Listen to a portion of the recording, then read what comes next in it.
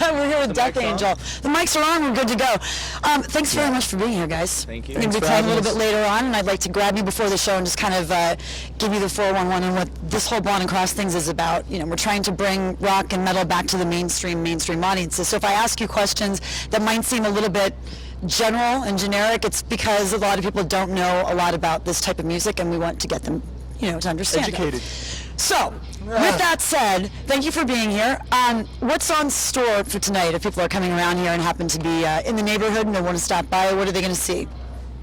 Oh, well, they're going to see a metal show, definitely. Describe your type of metal. Our type of metal is best described as thrash, more in particular Bay Area, San Francisco Bay Area style thrash metal.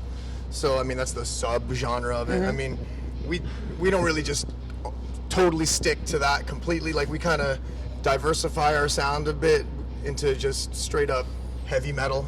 But that's basically the gist of it, is because it's like really hard and fast and street level and kind of, you know, a little bit punk rock. Yeah. Compared to, I guess, other styles of metal. You know, you mentioned the Bay Area thing. It seems to be a consistent theme. What is it about the Bay Area, do you think, that lends itself to being such a metal, you know, and hard rock music area?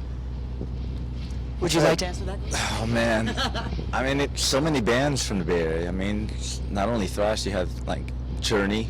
Yes. You know, Grateful Dead. You know, Jefferson Airplane. They're just so Huey Lewis. You know, Yes.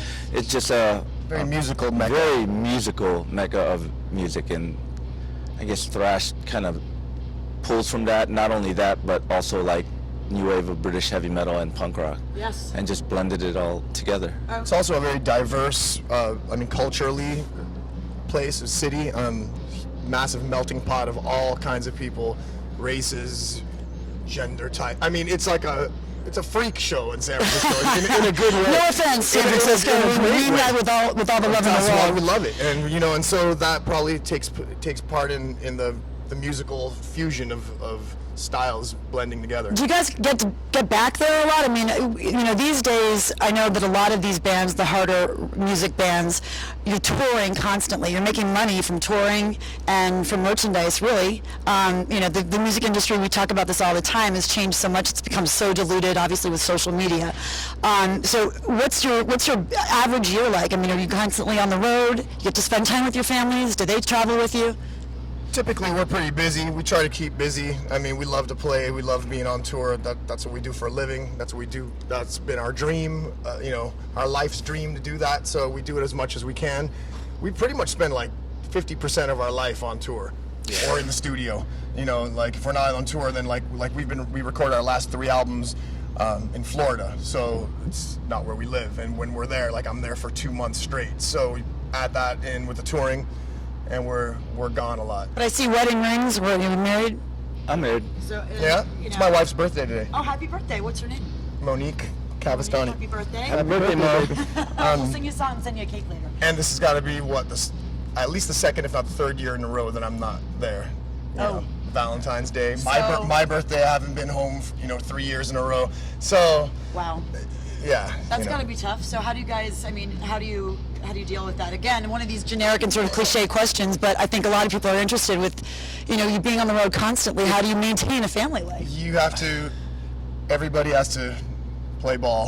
You know what I mean? It's not easy, but we just accept it as it is what it is in our life. And, I'm fortunate that my wife and my family, which is also my kid, I have a 12-year-old son named Aiden, and so yeah, we just miss each other constantly, and we live on borrowed time, you know what I mean? So it's like you just learn to like postpone or celebrate early. Wow. Thanksgiving is then. The only thing that we never miss is Christmas. And New Year's. Christmas and New Year's, we've been home all the time, but every other thing you just stretch the time. I mean, it makes it a lot easier when you have a good support system at home, definitely. But pros and cons. We're out here doing what we love, but the con is you miss everyone at home. Do they ever come on the road with you? Is that something? It's just not logistically a good idea. You can't bring the family on the tour bus with everybody else, and yeah, I mean, we're packed on the bus, and it's just real barbaric living conditions. It's funny, I hear that constantly. That is a very, very constant theme from you guys. So when people come to shows, your Death Angel shows, what are they saying? What kind? I know that you said thrash, but give us a little bit more about what you sing about, what your themes are.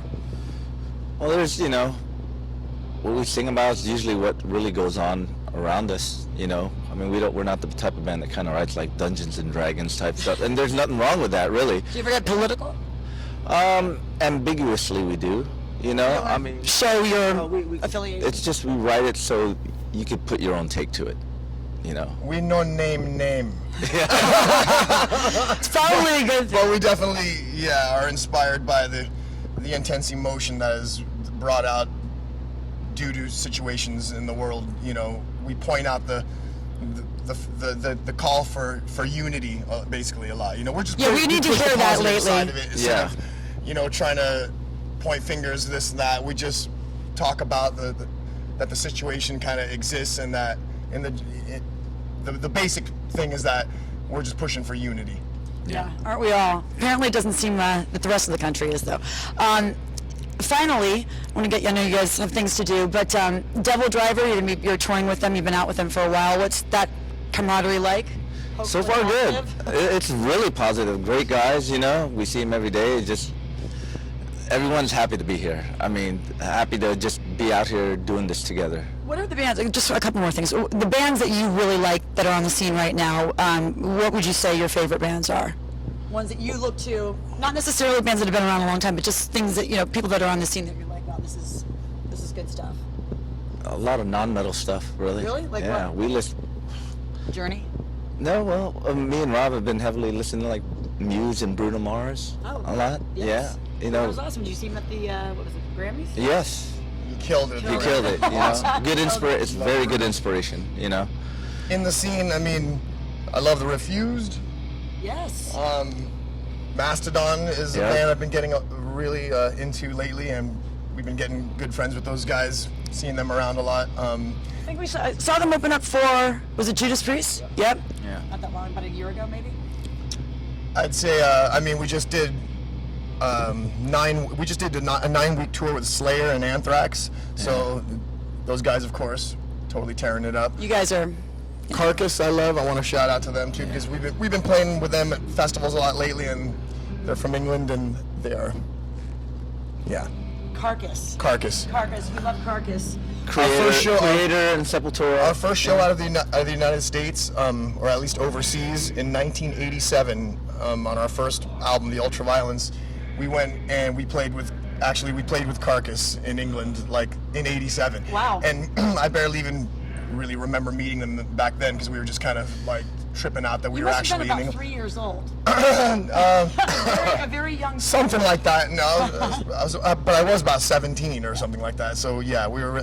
But it's funny because we run into each other a lot now, and it's just weird that we met back then and didn't really know each other, but we now know. Now we know each other and hang out. And are out there touring with Slayer. Yeah. So that's kind of a testimonial to the lasting, genre that this music, it's the same stuff we've been playing, just it's evolved over the years and decades, but it doesn't go away. And that's the thing, we want to bring this out a little bit more to the mainstream audience, so that they can see that you bands actually exist, and you're not scary, and you go to these shows and they're fantastic, and it really is a community. I mean, I was blown away when I started going to festivals, and everybody is just very supportive, very positive. It's a really good vibe. Oh, we all speak the same language, music. Yes, exactly. On that note, thanks guys very much. Thank you. Death Angel Thank tonight you. at the Emporium in Patchogue, New York. Cool. Thanks, guys. Thank you. Very nice meeting you. Nice to meet you too.